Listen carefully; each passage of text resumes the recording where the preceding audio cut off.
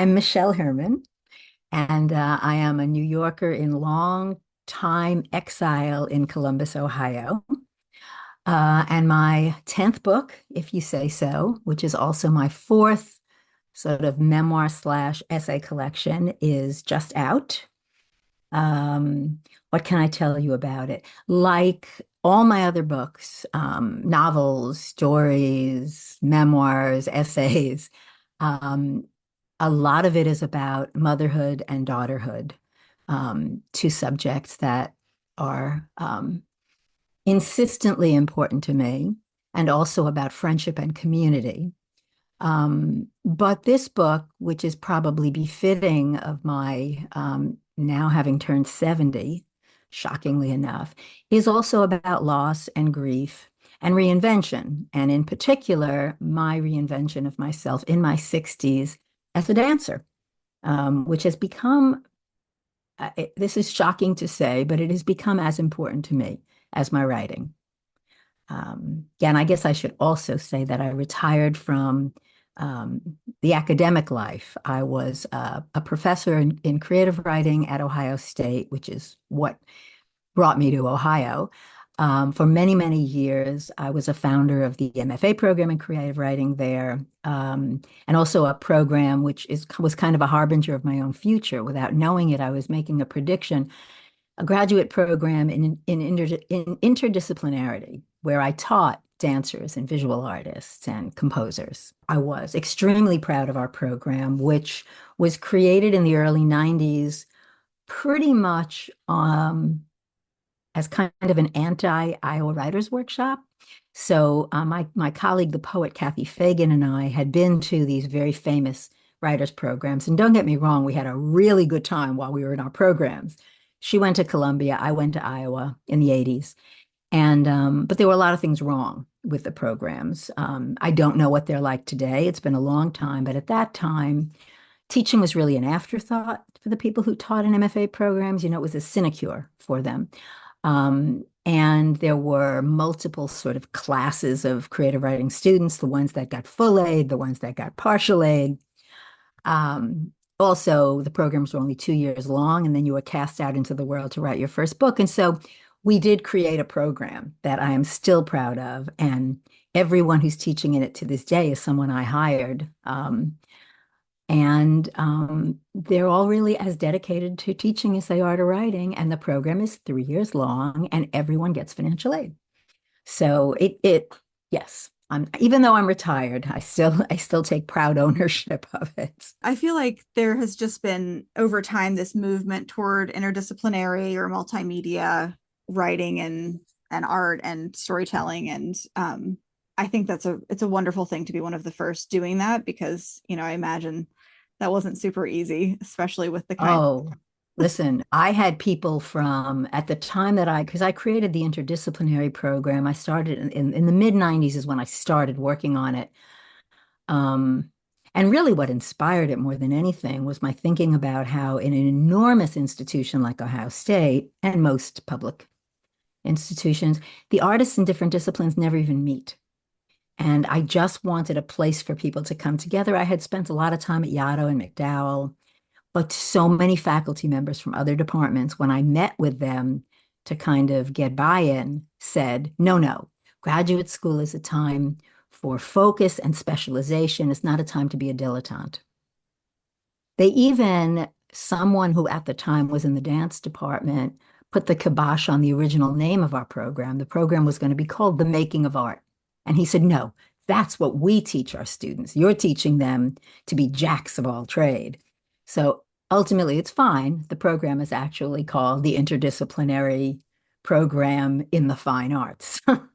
But that's the kind of pushback I got on it. The first chapter, you're wearing all of these amazing like gadgets and doing this like modern this modern dance with these costumes, and and then the way that it sort of connects to writing, for me, that really resonates. I work with a production company, and I make films and I make audio documentaries, and I am a writer. That's like my main thing. Right. But I feel like what's in your book really shows how these things can feed each other. Honestly, I didn't think of myself as a multidisciplinary artist, but when I was in grad school in Iowa, I spent all my downtime in a dark room. I took all the graduate photography classes, and I think that's what kept me sane, relatively sane, for those intense 2 years, is that I could just go and lose track of time and be doing something entirely different. And here I am now. I mean, I also sing, so I've got the music part of my life and the dance part of my life. I'm in rehearsal now for two different projects. Um, yeah, so now that I'm not teaching, I have lots of time that I've sort of parceled over into these newer parts of my life, which I love. So much of your book takes place during the pandemic, or like in those weird years when it was still kind of the pandemic for some places and not for Yeah. others. Yeah. And it seems like there's a lot about sort of coping, different ways of coping in each essay. Do you think that that's true? Yeah, absolutely. Of course, I also think that that's kind of the story of life, right? Yeah. Is that we're always trying to find ways to cope. Mm-hmm. Some are more successful than others, some are healthier than others. Mm-hmm. Um, and when I don't have to tell you, when you write something personal that's true, you're picking and choosing what to talk about. I mean, Yeah. my most important way of coping through lockdown was with dance. I mean, I was writing for sure, but that's such a solitary activity. And being able to get on Zoom twice a week and rehearse with my friends and every single evening take class over Zoom and see everybody. And of course, it really burned me out on Zoom. So, like, I'm doing this, but people in town are always wanting to, here in Columbus, I always want to have meetings on Zoom. And I'm, no, I will come to you. I Mm-hmm. only do Zoom when I have to. But anyway, what I don't talk about in the book is how much I was drinking during lockdown. I don't do it anymore. Like, as soon as I realized, like a lot of people, I did a lot of baking and I was drinking every night, which is not like me. But the less healthy ways of coping, and the sort of ongoing grief during that period. I mean, I didn't lose anyone who was very close to me, but I did lose people, and I lost. There were losses that were close. The novelist Hilma Wolitzer, who is someone who I love and who's been a kind of mentor to me, lost her husband. They both got COVID. They were both in their 80s. They were both hospitalized, and he died. And there's just a lot of that everywhere. Um, the great irony to me is my friend Judith, whom the title essay, the last chapter of the book is about, was the most careful person I ever knew about COVID. She was still masking in the winter that she died in 2023. She was the only one coming to the studio masked, and something else. She never did get COVID, but something else got her. That's life. If you need a metaphor for the way life works, that's it. Something recently, someday I'm going to write about the nature of time perception, because I read something about how as you get older, your brain really does process time differently. I always thought it was just, well, when you're 10 years old, a year is a tenth of your life. Of course, it seems like a really long time. And then, once you're 70, a year is a tiny portion of your life. But evidently, we actually process time differently. Mm-hmm. And I wish I could kind of get into my brain and like dismantle that that part of it that processes things is going by so fast. Um, That's yeah, smart. Maybe that should be the goal of manifesting. I don't really believe in manifesting. Like I yeah. am not into that, but if one would manifest, maybe it's teaching your brain to do something different with that. And I think in a way that's right. That's the real lesson of the whole be here now idea. Live in the present. I do live more in the present than I used to. I used to spend a lot of time lingering over the past. And I think one of the reasons I don't do it so much anymore is because it's just done in my writing. Once I started writing true stories for the first time, I didn't start that until 2001 in the wake of 9/11. Um, it made a big difference. I mean, I was in my 40s by then, so that's weird too to think about that. That I keep thinking, well, I just became a nonfiction writer after a lifetime of being a fiction writer, but 2001 was almost a quarter of a century ago. Yeah. But actually putting all of that down on paper, I don't. I'm not ruminating anymore about it, which is very healthy for me because.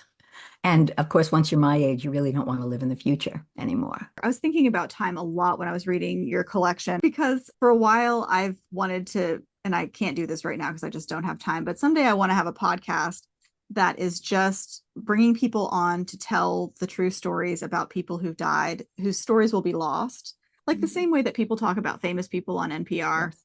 You know, Yes. it's like, oh, my dad, you know, who was some famous guy in the 50s, and it's so interesting to us, but they're just an actor, you know. I feel like we all have those stories and everybody wants to listen to them. But as I was reading your essays, I was thinking, like, this is exactly what I think is important about preserving these moments of loss. It's just like, because time really does extend. I mean, in the essay about Ella, or the parts about Ella, you know, it's just like a year, but it Yeah. feels so much longer because of what's going on, which that one really got me. I rescue dogs, so And when I think back on Ella, which I do, that's one of the places where I cast back into the past. It's the recent past, of course. It feels like she was with me for years. I mean, every day, again, during the pandemic, time was so strange. The days felt so long and so much was packed in. Um, yeah, I was actually just yesterday looking at pictures of her because I'm constantly trying to figure out what I can post on Instagram that's going to be useful for the book.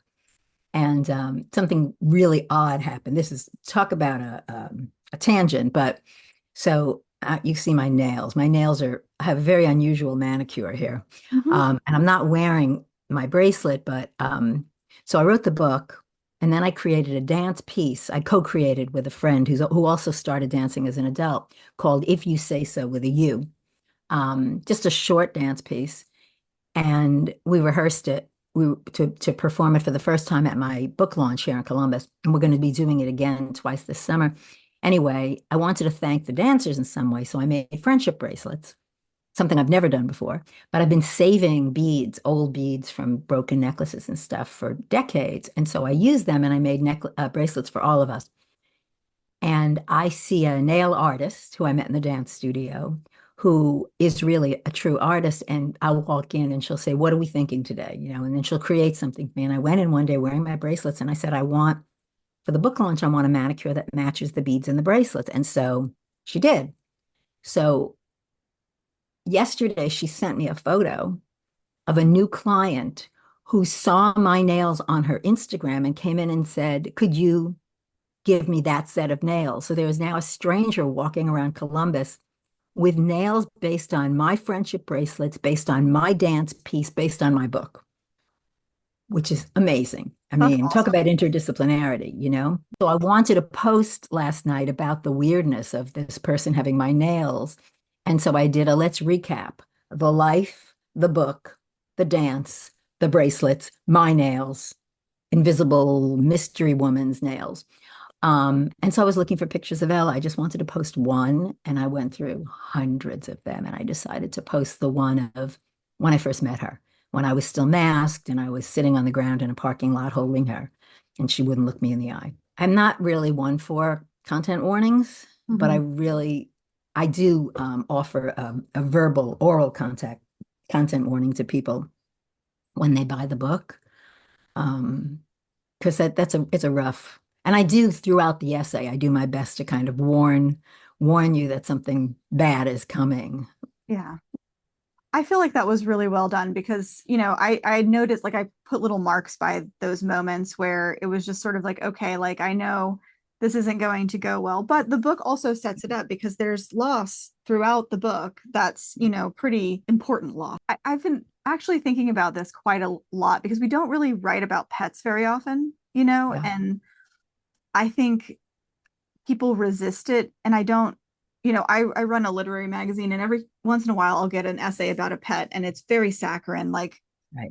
and like I can't even get through like a paragraph typically, you know, and I usually read everything that people send me if it's not obviously AI, but sometimes the pet stuff is harder. But your essay is not like that. And I think it's so important, you know, coming from like a world of rescuing big dogs, like we had to put down dogs for many reasons that we really wished we wouldn't have had to do. And I recently had to put down our Chihuahua because she got stomach cancer and we didn't know, and she suddenly got very sick. Mhm. And um, the decision to do like to work with a dog and to try to help them, I mean, it takes over your life. Yeah. It's really pervasive, and people don't really know that when they like adopt a dog. It's not even anywhere in media. Like I don't think there's a TV show on earth about it. Yeah. And also what there is a lot of media about how troubled dogs can be fixed with good training, and it seems to happen, just like that. Um, I was not a consumer of such media, but even I knew about that. And so, I felt like, well, of course this can be fixed. I Mhm. just I have to, get the right trainer, the right method. It's actually, I mean, this is saying a lot because by my age, I've lost a lot of people I was close to, aside from my father and my grandparents, friends, really close friends, and been through terrible breakups, and some really rough stuff with my daughter when she was a little girl. But that business with Ella was probably the worst thing I've ever gone through. And it was because I had to do this thing that seemed unspeakable. I haven't gotten another dog since. And now it's been a while since I wrote that essay. And at this point, I'm waiting because my daughter is married. She's turning 32. She's talking about babies. And we Mhm. have agreed that once she has babies, she lives in New York. Yeah. My husband and I are going to pull up stakes. And the only thing that's kept me in Columbus since retiring, I always thought I'd go back to New York the minute I didn't have this job, is the dance studio and Yeah. the community around the dance studio. But as soon as Grace has a child, we're going to move there so that she doesn't have to pay for childcare. She'll have me. Hmm. And then I will get a dog because then we'll have each other to take care of each other's dogs when we travel. That's the plan. I so miss having a dog, especially a big dog. Do you know the two books, Pack of Two and Let's Take the Long Way Home? No. Pack of Two is sort of memoir, but it's less memoir than it is really about because it's kind of memoir plus. I mean, it talks about this woman's relationship with her dog, but also there's a lot more facts in it. It's a really interesting book. But Let's Take the Long Way Home is by Gail Caldwell, who is a fantastic writer, if you don't know her work.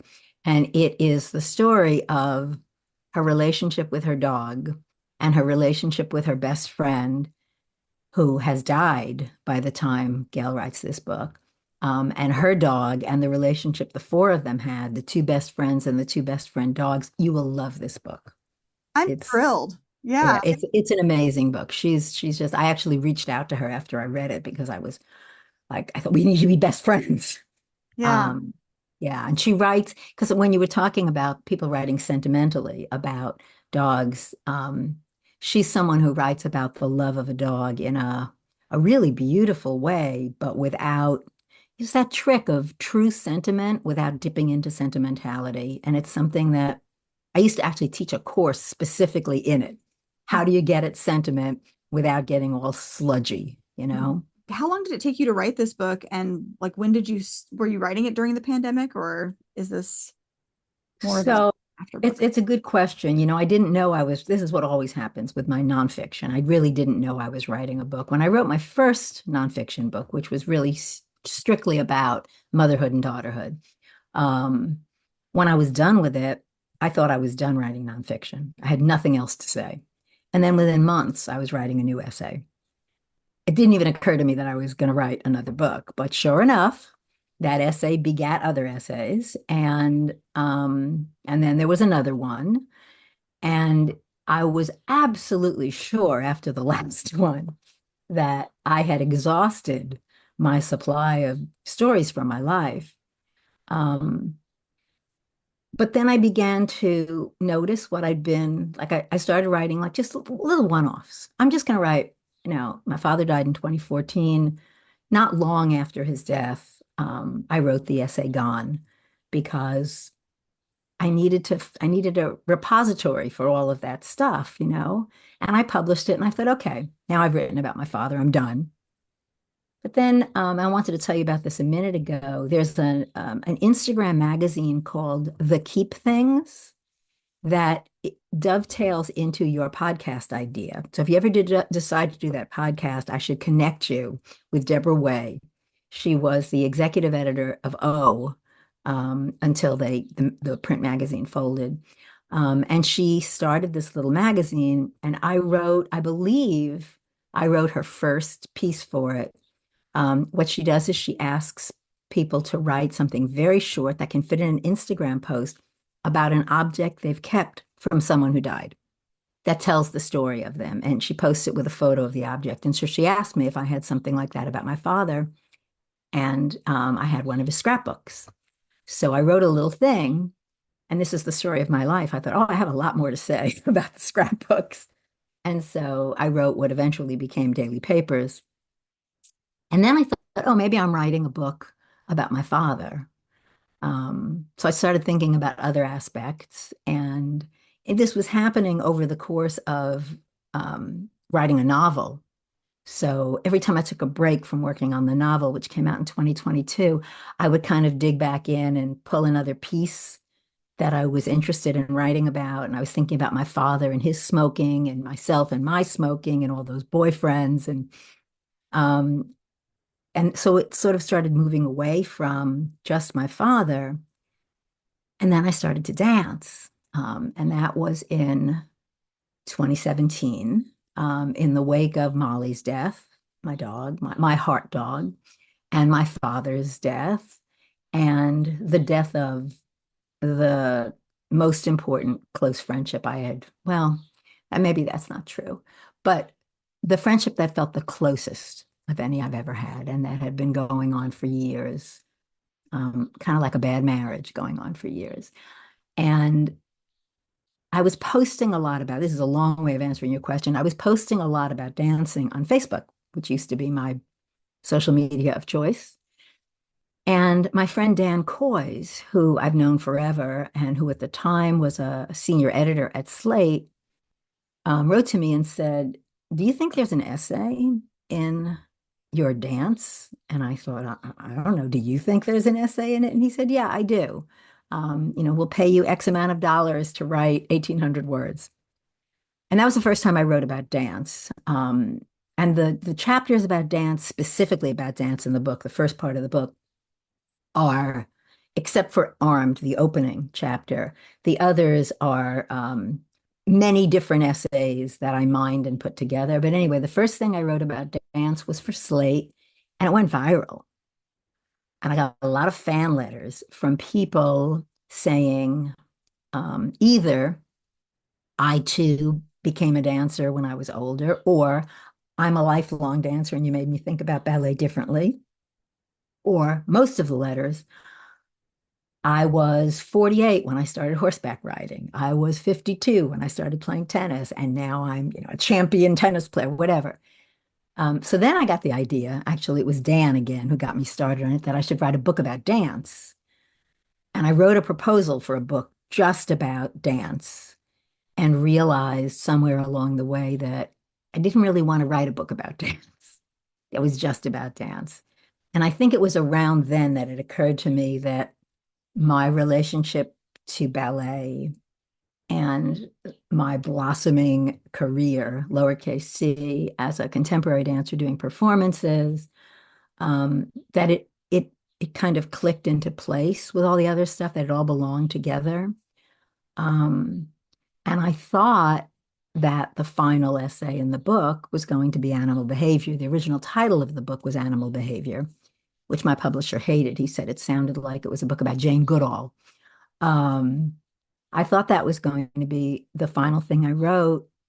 And that's how I had the manuscript ready to go. And then I was sitting out on my porch the summer after I retired, which was like a year after I lost Ella. And this guy who used to live in my house came up on the porch, and I had to write about that, which turned into an essay about the house. And now the book felt sort of off balance. And I thought, well, I don't know. Maybe it does need something else. But I sent it out, and a publisher did, an independent publisher decided to publish it, and we kind of, it became a book, and I did a lot of revision to get rid of all the repetition, and Old House was the penultimate essay, and Animal Behavior was the last one. And I was fine. It was we were ready. It had been edited when my friend Judith died. And this is the opposite of what you're supposed to do, right? You're supposed to write. It's supposed to be emotion recollected in tranquility. But both in the case of Ella and Judith, and come to think of it, my father too, I started writing almost immediately, like something maybe I couldn't have done when I was younger. But once I started writing the Judith essay, it became clear because the dogs came back. Of course, the dance was a big part of it. The fathers, I thought, this is the final essay in the book. It was like, I don't know, a bolt from above. And so, really, the book was written. I have not answered this question from anyone else before, but I realize what that means is the book was written between 2014 and late 2023. I mean, I guess the Judith essay was written in December 2023, January, February 2024. That's a long period of time. Um, and I didn't realize that because it also took me 9 years to write the novel that came out in 2022. One of the things that I really like about your book is something that I feel like I'm finally seeing more and more, which is just like this exploration of friendship beyond Mm, the age of 20 for yes, women. yes. And I the Sex and the City reboot has occurred, so I know that we're like kind of getting there. And there are a couple of books that I've read that are written by people who are like above the age of 20 or 30 and talking about Right. making friends and having friends. But I wondered if you wanted to say anything about that, because I just think it's like even being friends with your adult child is something that we don't talk about very much. So I told you that when I wrote my first nonfiction book, I didn't know I was writing a book. What happened was in the wake of 9/11, I couldn't write. And, a lot of people just couldn't do what they were accustomed to doing. But I had been writing virtually every day since I was 7 years old.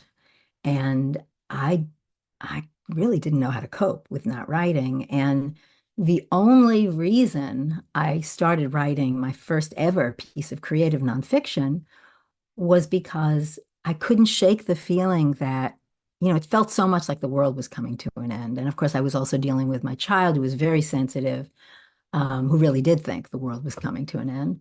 Um, I couldn't convince myself that sitting in a room making people up and making up feelings and making up things that never happened was relevant. So I thought, well, maybe I'll be able to write it if I just write something that's true. And I had no intention of it being anything. I'm not a journal keeper, but I thought I'll just write. And I thought, well, what do I know? I know love. I know my own romantic history. And so I wrote this essay about all the boyfriends I ever had.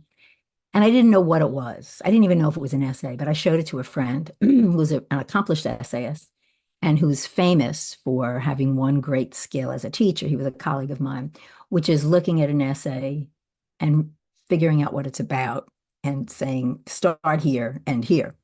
And he did exactly that for me. He said, this is not an essay about your old boyfriends. This is an essay about trying to teach your daughter what romantic love is. She was 8 at the time. He said, so put her at the top and then go back to these boyfriends and keep relating it back to her. So I did that. That was very helpful. And I noticed when I was making that change, something I had never really consciously thought about before, which was that every time I had a new boyfriend, I seemed to have a new best friend, best girlfriend. And there was all this stuff about my various friends. So I took it all out of that essay, finished this first one about love, published it, and then looked at all this stuff. And I thought, I have an essay here about friendship. And I decided, because I'm a quick study, I didn't need anyone's help this time. I was going to frame that around my daughter too. So I started writing about my daughter and her like really tight best friend. There's no best friend you have like you have when you're 8, 9 years old. Those two were madly in love with each other. And writing about them, all the stuff I had written about my own friendships came in, and I wrote this novella long essay called Enough Friends, um, about friendship. And in the process of writing it, I wanted to read some stuff about friendships between girls and women. And I couldn't find anything that was any good. Now, of course, this was before the Ferrante books, which, by the way, I seem to be the only person in America who just can't get into. As much as I love reading about friendship, I have tried that first book so many times and it just doesn't do it for me. But this was before those books. I found a few like nonfiction, psychological books. Even they were not very good. I found virtually nothing out there. And the stuff about children's friendships I knew, like I read the Betsy Tacy books growing up, which are the best books ever written for children about friendship. But there was really nothing. And the Gail Caldwell book, Let's Take the Long Way Home, came later. I mean, this book of mine was published in 2005. And in writing about friendship, I really felt like I was sort of breaking new ground. Now, in the years since, you're right, it has become more of a thing.